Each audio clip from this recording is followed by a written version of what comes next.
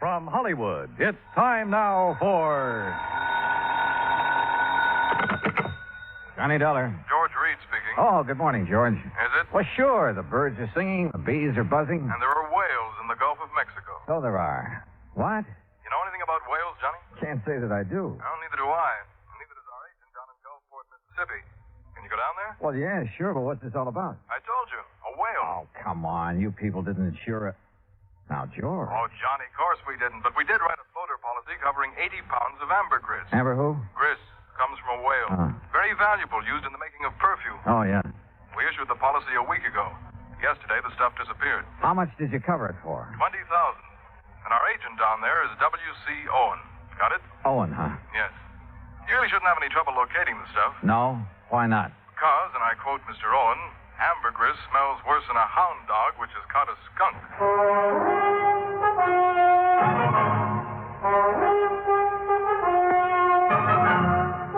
Bob Bailey in the exciting adventures of the man with the action-packed expense account. America's fabulous freelance insurance investigator. Yours truly, Johnny Dollar. And now, Act One of yours truly, Johnny Dollar.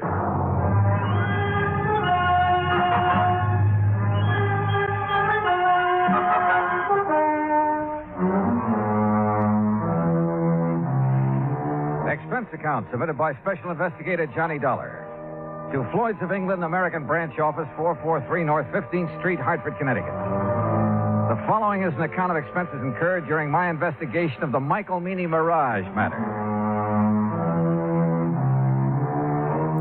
Expense account item 1, $168. Transportation from Hartford to the Markham Hotel in Gulfport, Mississippi. I called W.C. Owen, the agent who had sold the policy covering the ambergris. Half an hour later, I opened the door of my room to a middle-aged man wearing a brown seersucker suit. Mr. Dollar, is that right? Sure is. Come on in, Mr. Owen. Come on in. Thanks. Well, Dollar, I'm not going to fool around about this.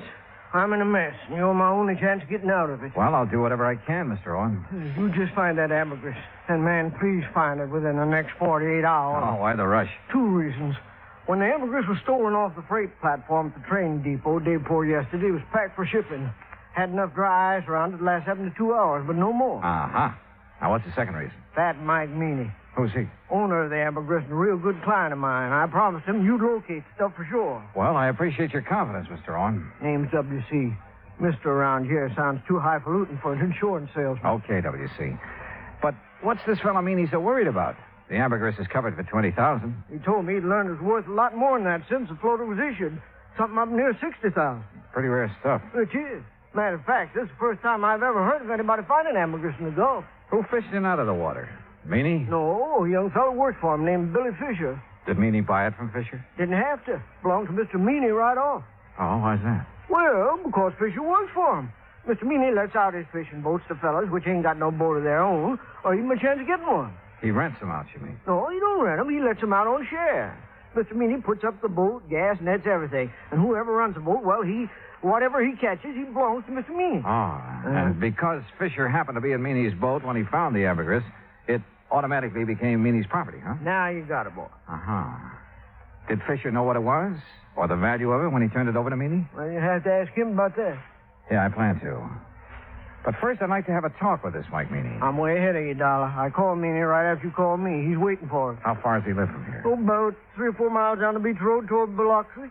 Place called Mississippi City. Mississippi City? Uh-huh. But don't let the name fool you. Ain't nothing there except a couple of stores, fishing boat landing, and the train depot. Sounds like a real quiet place. It is. It's also where this whole thing started and where I hope it finishes. And the sooner, the better. A few minutes later, we were driving east along the coast. Ahead of us, we could see Mississippi City's one and only landmark, a long wooden pier extending far out into the Gulf. Anchored near the end of it were several small fishing boats. We passed the Meany General Store and the Meany Fish Market, then turned into a narrow driveway. I'm not sure what kind of a house I'd expected Mike Meany to live in, but this certainly wasn't it. It was too small and it needed a coat of paint. We got out and Owen led the way to the side porch.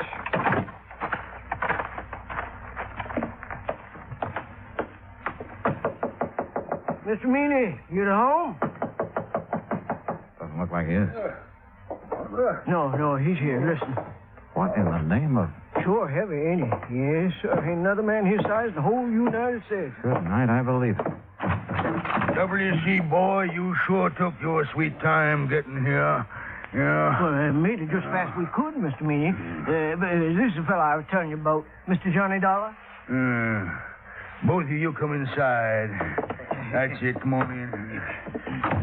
You men sit down on the sofa. I'll just lower myself into this here chair. There. Yeah, now then. You're a detective, huh, Dollar? Well, then, me ain't giving me an answer. You're a detective or you ain't a detective. Now, which is it? I'm an insurance investigator. Right now, I'm being paid to find 80 pounds of ambergris that you lost. Lost? He didn't mean nothing by saying that, Mr. You Meany. hush up, you road agent. Mr. Meany. Dollar, that stuff was stolen, you hear? Thieved. Right in the broad light of day. You're sure? Why, I'm sure 80 pounds of ambergris didn't get up and walk off by itself. Yes, sir. Me too. Itself. Exactly where was it when it was stolen? Sitting in a box I had built for it, a special box. Smell-proof. Cost $25. Oh, shut up. I was sending it to New Orleans to...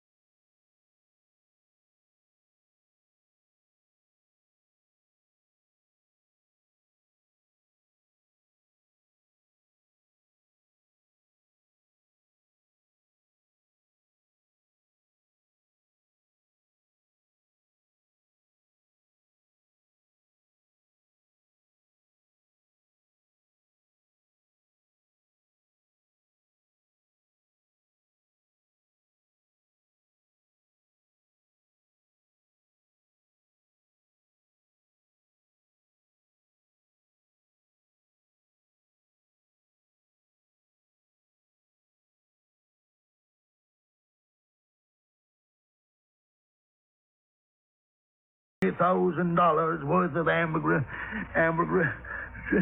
Okay, who was she? W.C. told you. No, I didn't. No, sir. Mr. Dollar, he's just clever. Yeah, well, anyway, according to T.J., this young female pulled up in an open car across the road from where he was at, and it wasn't until he got up close that he could see that she was wearing a strapless bathing suit. You see, Mr. Dollar, T.J. thought... He knows what T.J. thought, you miserable.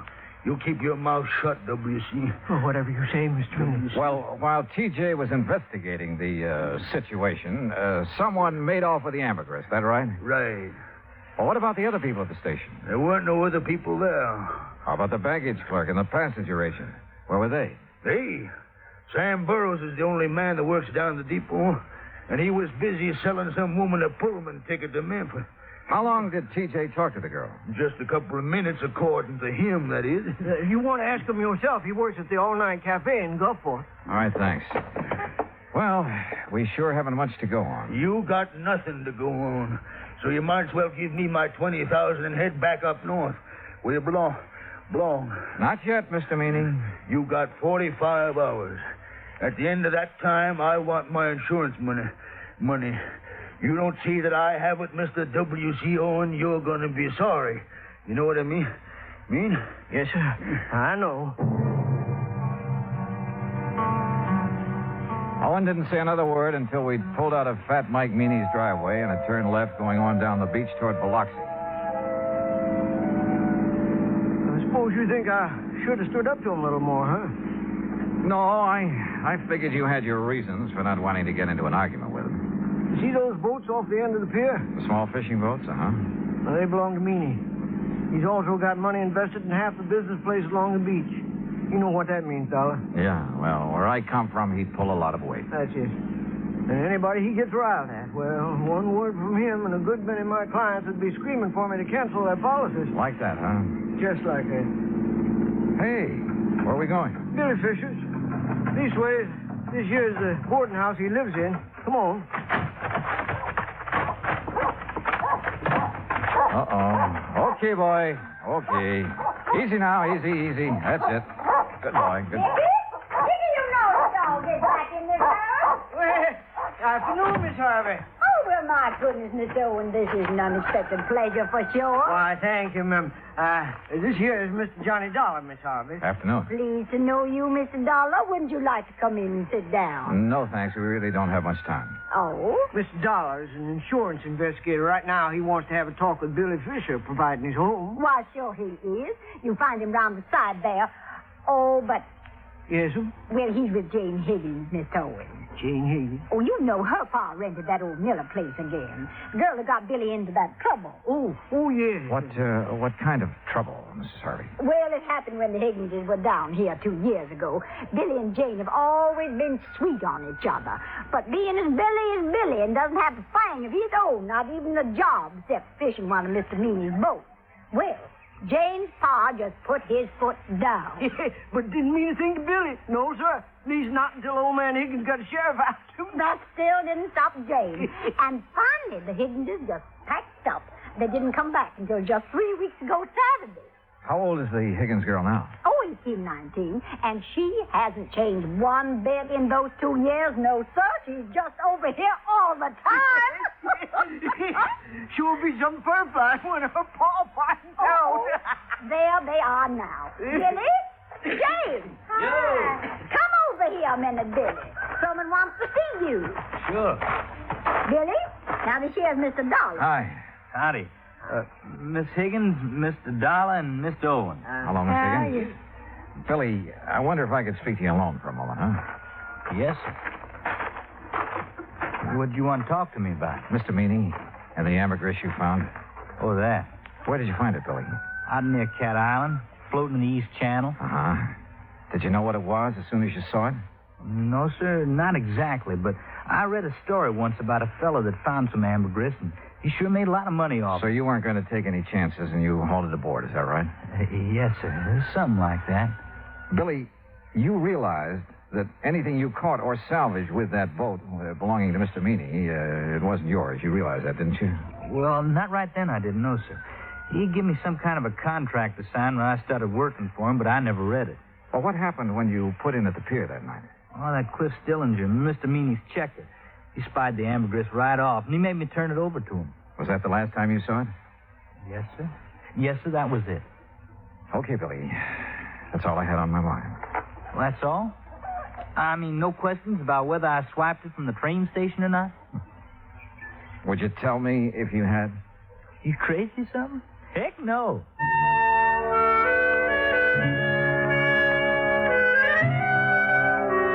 After saying goodbye to Jane Higgins and taking a rain check on a dinner invitation for Mrs. Harvey, Owen and I drove back to town. I was tired and I was discouraged, and I needed a good night's sleep, so I had him drop me off at the hotel. At the desk, I found a message to call long-distance operator 19. A few minutes later, the call was completed. George Reed speaking. Hi, George. Thought it was you. Johnny, where in blazes have you been? I've been trying to get hold of you all afternoon. Oh, something important? No, I was just curious about the weather down there. Oh, well, it's great. Warm, but not too warm. Johnny. Okay, George, what's happened? One of the boys upstairs got wind of that ambergris claim. So? So he just happens to have a friend who's an ichthyologist. Well, bully for him. Johnny, this ichthyologist says that ambergris comes only from the sperm whale. And there has never been a sperm whale alive that would be caught dead swimming in the Gulf of Mexico. What? You follow me, Johnny? I think so. If there's never been a sperm whale in the Gulf. But, George, if it wasn't ambergris, what was it? I don't know, but unless you find it, we're stuck for $20,000. Holy smokes.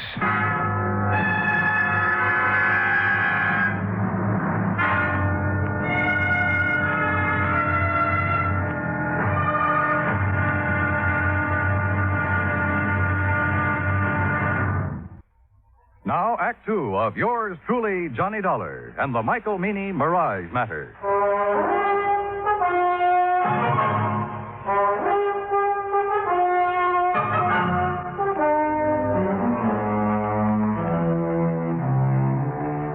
After talking to George Reed and learning that there was considerable doubt in his mind concerning the origin of the ambergris Mike Meany had insured with Reed's company, I called WCO and the agent who had issued the policy to come down to the hotel. He was as shocked and surprised as I'd been. Johnny, I just can't believe it. Yeah, well, it's true. At least according to a man who studied the habits of sperm whales for years. Oh. And those kind of whales never come into the Gulf? No, not according to him. What if ambergris isn't ambergris? What is it? WC, your guess is as good as mine. But whatever it isn't worth $20,000. No, guess not. Johnny? Yeah? You don't think Mr. Meany's trying to pull a fast one, do you? Trying to defraud the company? Yeah. Oh, no, I doubt it. He has all the money he'll need for a while. Yeah, that's for sure. Tell me, WC, did Meany have the ambergris analyzed before he asked you to insure it? Matter of fact, he did. Even showed me a letter which said that the stuff was ambergris. You remember who made the analysis for him? A chemist over in Biloxi. Don't recall his name offhand, but he signed that letter he gave Mr. Meany. Okay. First thing in the morning, we'll take another trip out to Meany's place. Good. In the meantime, don't mention any of this to anyone, will you? No, I won't. Johnny? Yeah? I should have checked on that chemist, shouldn't I? And I shouldn't have been so anxious to take Mr. Meany's word. Well, we all make mistakes. Not big ones. Not big ones like this. Johnny, we just got to find that stuff. Because if we don't, we'll never know if it was ambergris or not. Will we? No, WC, we won't. I felt sorry for Owen. I knew as well as he did that the company might recall his franchise unless we could prove it was ambergris that had been insured. And at the moment, I was quite sure we couldn't do that. The next morning, the coffee shop was crowded, so I started up toward the center of town, looking for another place to have breakfast. I was about 4 or 5 blocks from the hotel when I heard someone calling me. Mr. Dollar. Johnny. Oh, yeah. Good morning, Jane. Morning yourself. Well, what are you doing in town so bright and early? I'm going on a shopping spree. Oh? A girl can't get married and just any old thing, you know. I guess you can't. Oh, well, who's the lucky guy? Well, who do you think? Billy Fisher? I certainly wouldn't marry anyone else. Well, Jane, it's none of my business, but I heard. You heard that my father is dead set against Billy, didn't you? Yeah, something like that. Well, he is.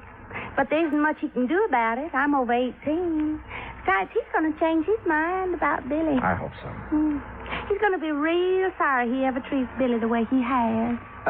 Jane, look, I haven't had breakfast yet. How about joining me for a cup of coffee? Oh, I'd love to. Where'll we go? Oh, how about over there, the all-night cafe? All right. Oh, no, do you know what time it is, Mr. Dollar? Just 10 after 9. Why? Well, I just remembered something important. I'll see you later here. Funny. Or is it? I crossed the street and entered the all-night cafe. Behind the counter, wearing a white T-shirt, apron, and a Valentino-type hairdo, was a man about 23 years old. Morning. What'll it be? Ham and eggs and coffee. I want them eggs. Over easy, okay? It's okay with me. I ain't eating them. 2 half-mice with pig. You want your coffee now? Yeah, please. Do you happen to know a man named Mike Meany? I should. He's my uncle. Oh, well, then you must be TJ. That's right. How come you know me? I was talking to your uncle yesterday. My name's Dollar. Oh, yeah. Yeah, he told me if you come round, I should tell you anything you want to know. Well, what happened at the depot that afternoon, TJ? Didn't he already tell you that? I'd like to hear your side of it. Well, ain't much to tell. I was sitting there waiting to put that box in the 303, and this here gal drove up. What happened then? Man, she gave me just about the biggest come on I ever did get. So you left the freight platform and crossed the road to talk to her? Well, shoot, Mr. Dollar. I didn't see nothing wrong in doing that. There wasn't nobody around. Oh, there must have been. Yeah, I reckon so, but I sure didn't see you. TJ, did that girl tell you her name? Yeah. What is it? Betty Lou Miller? Betty Lou Miller. Yeah. Now, look, mister, I'm busy. No, wait. Have you seen her since then? Well, sure. When was that? Well, just now, out in the street. She's the gal you was talking to. I finished my ham and eggs and walked back to the hotel. Owen was waiting for me, but before we drove to Mike Meany's house, we made a stop at the railroad depot. The agent remembered everything that had happened that afternoon, the Ambergris had been stolen, including the name of the woman who had purchased the Pullman ticket to Memphis at the time of the theft. After thanking Sam for his help, we went on to the Meany place. Come on in. Sit yourself down. Well, thank you, Mr. Meany. Dollar, you find my ambergris yet? No, sir. But I think I know who has it. What do you mean? You mean you know who stole it from the depot? I think so, Mr. Meany. I'm not sure. Well, boy, you just let me have their names. Yes, sir, I'll get the sheriff out here and see their foot under the jail. Now, you come on. Tell me, who did it? No, sir, I'm sorry. I'll tell you when I'm sure and not before. What? Well, when's that going to be? Depends. Depends on what? Whether you'll help me or not. Why, you ignorant, stupid Yankee. You know good and well, boy, I'll help you. Yes, sir. Now, what? What do you want me to do? Give Owen here the letter you received from the chemist that analyzed the ambergris. Is that all? That's all for now. But, boy, you Dollar, where do you think you're going? To see a lady, Mr. Meany. Owen, I'll call you as soon as I'm sure. Right. Good luck, Johnny.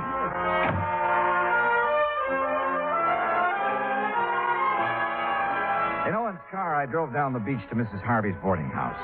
Billy Fisher was out with the boat, so I had plenty of time to tell her what I knew. It's all my fault, Mr. Dollar. I planned the whole thing and put Billy up to it. And bought the Pullman ticket? Yes, I still have it. Been meaning to turn it in for the money, but just haven't had a chance to get down to the depot. Tell me, Mrs. Harvey, how did you know that T.J. would leave the ambergris when he did? Oh, everybody around here knows T.J.'s weakness for girls. Wonder to me he hasn't been locked up long ago. Yeah. Well, it was a beautiful job. You timed it just like a professional. I thank you for the compliment. Where was Billy? In the woods on the other side of the railroad track. He waited till Jane got T.J. all mixed up, then he scooted across, got the ambergris, and ran back into the tree. And Jane picked him up after leaving the depot? Yes, sir. You care for a cup of coffee, Mr. Dollar? No, thanks, Mrs. Harvey. You look so downhearted. Well, I guess that's part of my job, too. What did Billy do with the ambergris? I sent it on to Atlanta. A man there's going to sell it for him. Oh, I see. My, you sure look like you lost your best friend. Yeah, well, I ran into Jane this morning. She was going shopping for her trousseau. Yes, I know. Mrs. Harvey, if it turns out that isn't ambergris... Oh, they'll still get married no matter what, Mr. Dollar. If not now, then someday. Dollar! You Yankee schemer! What? Where you at? What on earth? Miss Harvey! Well, that sounds like Mr. Owen. And my friend, Mr. Meany. Dollar! Just what you trying to pull? I tried to keep him from coming over here, Mr. Dollar, but I just couldn't handle him at all. All right, W. It's a long way from being all right. Just what do you want here, Mr. Fat Mike Meany? What do I want? Why, woman, I want to arrest you and that dirty, backbiting Billy Fisher and his girl was stealing my ambergris. That's what I want. Hush. I want to see you in jail. Jail, don't be ridiculous. Ridiculous? Why, woman... That's what I said. Now, if you don't get off my property... Yeah, but you, woman, you stole it. How do you know I stole anything? I know because this here worm of an insurance agent wouldn't have a customer left on the beach unless he told me. Well, he told you wrong. Billy took that ambergris. No. But it belonged to him all the time. Well, woman, that's a lie. Ain't that right, Mr. Dollar? Yeah, it sure is. At least it is if it was ambergris. It's ambergris right enough. Owen? Well, I called that chemist, but he quit his job a couple of days ago. Couldn't find no record he'd made of it. Don't need no record. It's ambergris, and it's mine. It's Billy's. Mine. You think it's yours? You're seeing a mirage. Tell him, Mr. Dollar. Dollar, if this is some kind of a low-down yank, trick. It's no trick, Mr. Meany. Mrs. Harvey showed me the contract you have with Billy. Well, what's that got to do with him stealing the ambergris? Just this. This. The contract states that all fish and fish products and byproducts caught or seined while using your boat belong to you. That's right. Exactly right, So, the ambergris doesn't. What? No, sir. Ambergris comes from a whale.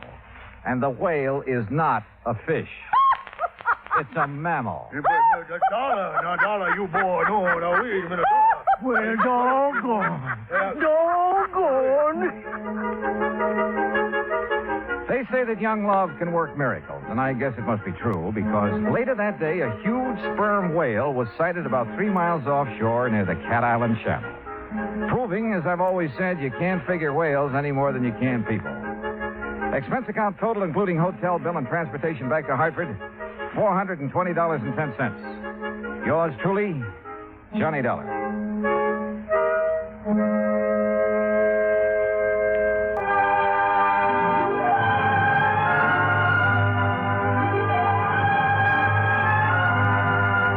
Yours truly, Johnny Dollar, starring Bob Bailey, originates in Hollywood. Written by Charles B. Smith, it is produced and directed by Jack Johnstone. Heard in our cast were Virginia Gregg, Jeanette Nolan, G. Stanley Jones, Junius Matthews, Gil Stratton, Dick Crenna, and John Daner. Musical supervision is by Amerigo Marino. Be sure to join us next week, same time and station, for another exciting story of yours truly, Johnny Dollar.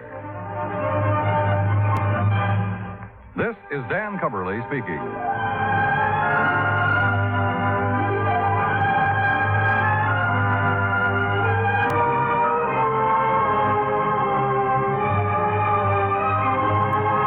Johnny Dollar has come to you through the worldwide facilities of the United States Armed Forces Radio and Television Service.